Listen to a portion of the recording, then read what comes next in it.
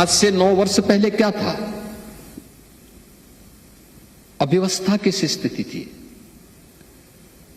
दंगे, असुरक्षा, अव्यवस्था, अराजकता, ये वहां की पहचान बन गई थी। और पिछले 9 वर्ष के अंदर प्रधानमंत्री मोदी जी के विजनरी लीडरशिप में आज आपने देखा होगा उत्तर प्रदेश जो भारत की आत्मा का प्रदेश है, आज वह उत्तर प्रदेश उस विजन को जमीनी धरातल पर उतार रहा है। विरासत और विकास का एक अद्भुत संगम वहां देखने को आपको मिलता होगा। अयोध्या में जब हम श्री राम जन्मभूमि पर भगवान श्री राम के भव्य राम मंदिर के निर्माण की बात करते हैं तो केवल राम मंदिर नहीं, ये भारत की मर्यादा का एहसास भी हर भारतवासी को कराता है।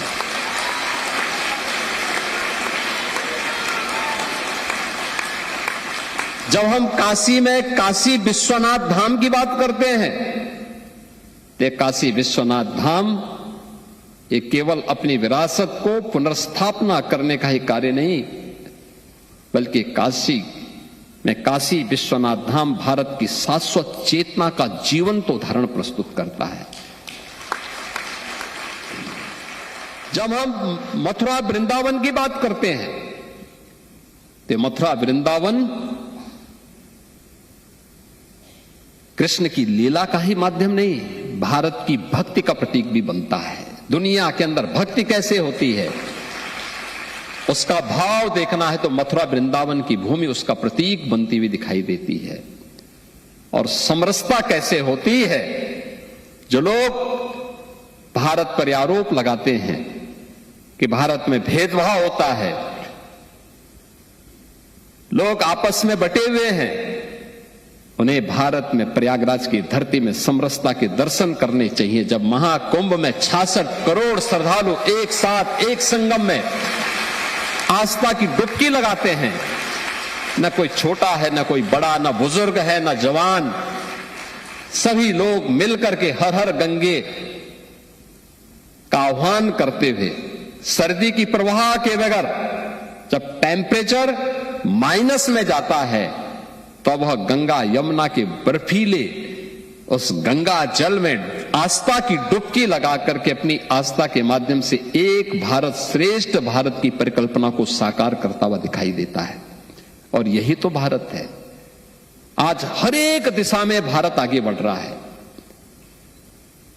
और प्रधानमंत्री मोदी जी के उसी विजन को लेकर के हम लोगों ने प्रभावी क्रियान्वयन के लिए जो रणनीति अपनाई, इसका परिणाम है कि हमने पिछले 9 वर्ष के अंदर उत्तर प्रदेश की अर्थव्यवस्था को 3 गुना करने में सफलता प्राप्त कर दी है। यानी कृतज्ञता का भाव अपनी मातृभूमि और अपनी भूमि के प्रति जब होता है तो सफलता प्राप्त करने में देर नहीं लगती।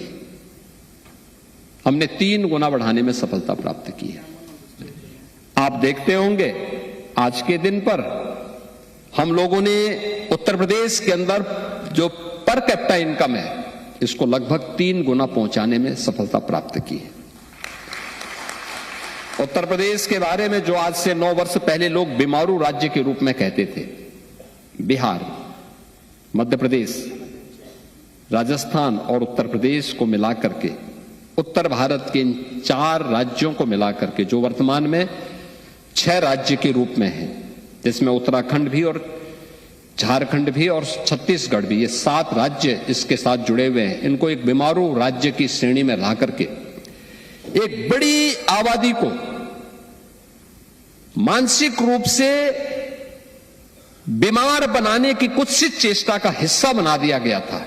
80 के दशक में शब्द निकला था, याद करिए 80 के दशक में, और लगातार इस भाव से ग्रसित थे। याद करिए ना, कभी भारत के एक सुप्रसिद्ध वैज्ञानिक जगदीश चंद्र बसु ने इस बात को कहा था।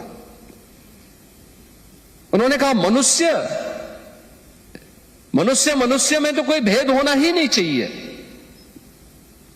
और ये भेद अगर हम करते हैं तो ईश्वर के प्रति हम भेदभाव करते हैं। और उस समय उन्होंने कहा था अरे मनुष्यत्व की बात तो दूर, एक जड़ और चेतन के बीच में भी अगर भेदभाव होता है तो उसका प्रभाव क्या होता है। उन्होंने कहा, मैं इसका उदाहरण देता हूं। उन्होंने 2 पेड़ लगाए थे, 2 पौधे एक साथ लगाए। कहते हैं जगदीश चंद्र बसु ने 2 पौधे लगाए थे एक समान परिस्थिति में। एक को वे रोज जाते थे, पानी देते थे, समय पे खाद देते थे, सभी प्रकार की परिस्थितियां उसके सामने प्रस्तुत करते थे, उन्हें पुचकारते थे कि तो बड़ा होगा, फलेगा, फूलेगा, खूब आगे बढ़ेगा, तेरे आगे की पीढ़ियां बढ़ेंगी। और दूसरे पेड़ को भी परिस्थिति तो वही देते थे, उसको पानी देते थे, खाद देते थे, सभी वही परिस्थिति जो पहले वाले पेड़ को दे रहे हैं, लेकिन उसको कोसते थे तो बड़ा नहीं हो पाएगा, तो मर जाएगा, तो बीमार है, तो निकम्मा है, तो कुछ नहीं कर पाएगा। उसने देखा एक समय तक दोनों पेड़ समान रूप से आगे बढ़े, लेकिन एक समय के बाद जिसको पुचकारते थे वो बढ़ता गया, फलने लग गया, लेकिन जिसको कोसते थे वो एक समय के बाद बड़ा तो हुआ, कुछ देर तक बड़ा होता गया, लेकिन फिर सोखते सोखते ठूंठ बन गया, अंत में उसकी लीला समाप्त हो गई।